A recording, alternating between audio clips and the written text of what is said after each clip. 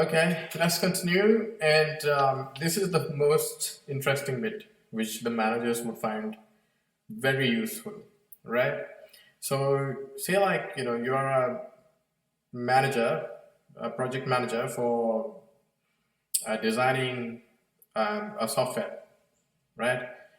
And the software is being made in-house, right? So, how would you determine what part of the costs, what part of the labor costs can be capitalized? You know, what part of the cost could be moved into the balance sheet? So to understand that or to find out, you know, we will look into the three aspects, right? If there are costs involved in design, construction, and testing of prototypes and models, tools that are being made in the modern technology, pilot plants, for example, or even costs that are used to improve materials by like designing, constructing, and testing, design and implementation of system and process. All these are development expenses. And the good thing is that all these costs, specifically design, construction, and testing, could be recognized as intangible assets on the balance sheet rather than being expensed on the P&L, right? Subject to, of course, you've got requirements to fulfill them to be considered as an intangible asset, right? What about research expenses? What do you think? Can research expenses be capitalized? Pause the video and take your time. 20 seconds. Okay? Cool. So research expenses are, what research expenses are, right? So like reading research papers and finding out more information on the web. The good thing is that most of you would have already read that these cannot be treated as assets, right? So yeah. Yeah, good on you guys. Research expenses are not treated as assets because you're not actually developing something, when you're trying to gather information and do the homework for creating the asset, right? You're not actually building anything.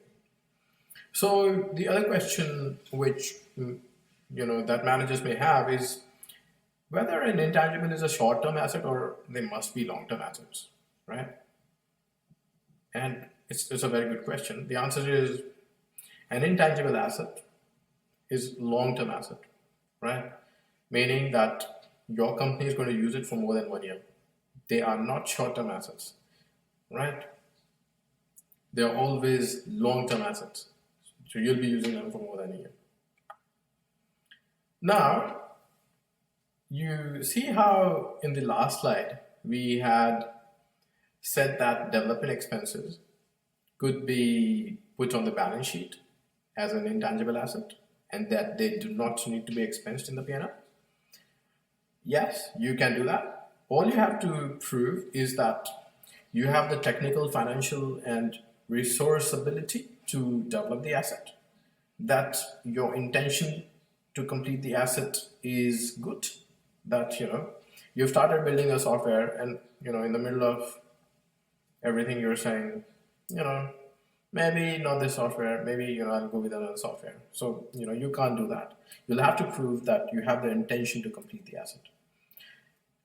The third bit to prove is that you have the right to sell or use the asset. That is, once the asset is completed, you have the ability to sell that asset, right? Or you can also use it internally, right? So it's not that you always have to generate a revenue out of the asset to be considered as an intangible asset, right? You can also show that it's reducing your work hours, right, from say 12 hours a week to 6 hours a week or 8 hours a week, whatever it may be. It's improving your efficiency somehow, right? That is also an asset. But in case like you try to show that you're able to sell the asset, you'll also have to show that there's an existing market for that intangible asset. that will be able to generate future economic benefits for you. And the last but not the least, you should be able to measure the expenditure reliably. Now, when as a manager you are creating a software, how do you think you can measure the expenditure? Just think. Most of you got it right, I think, which is that, you know, your resources have a cost, right? You may be, building timesheets for them, or, however you would be recording their expenses like salaries, right? So a part of that salary would be, capitalized and could be measured reliably, right? Because, it's good enough measure, right? So say like you've recognized intangibles on the balance sheet as an asset. What next?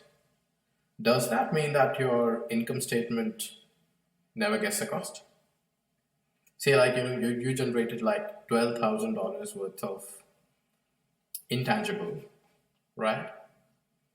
And you put all the $12,000 in the balance sheet, right? And you've got no expenses. So you'll be like, yeah, that's a nice way to move like costs out of the income statement and move into the balance sheet, and we are, improving our asset value as well for the company. But there's a catch in that, right? Yes, you are able to recognize the asset on the balance sheet, but the value of the asset reduces over time, right? And that is why we have to amortize it, right? That is, reduce the asset's value over time, and the reduction in the asset's value over time is going to be expensed out of the income statement, right? So you haven't, so at the start of, say, the first year, you don't have any costs in the P&L. At the end of the first year, you'll have the amortization cost, right? And we'll go into the detail. Yeah. So it's within, say, like, if the useful life of the asset is 5 years, you'll have to amortize all the $12,000 over the next 5 years into the P&L. So yeah, every year you can apportion, a portion of 12,000 into the P&L as an expense, as an amortization expense. So what happens to the intangibles that do not have a limited life? So say, for example, brand names, right? You do not know what their useful life is because you don't know how long the company is going to continue. Would you amortize it? No, you don't amortize it. You only impair it. So you only check for whether there is a reduction in value if the demand of the company, for example, has reduced, say like a particular product or a few products in the market are not doing as good. The value of the brand could be impaired, and you have to look for it every year. So you have to check for impairment every year, right? Every 12 months.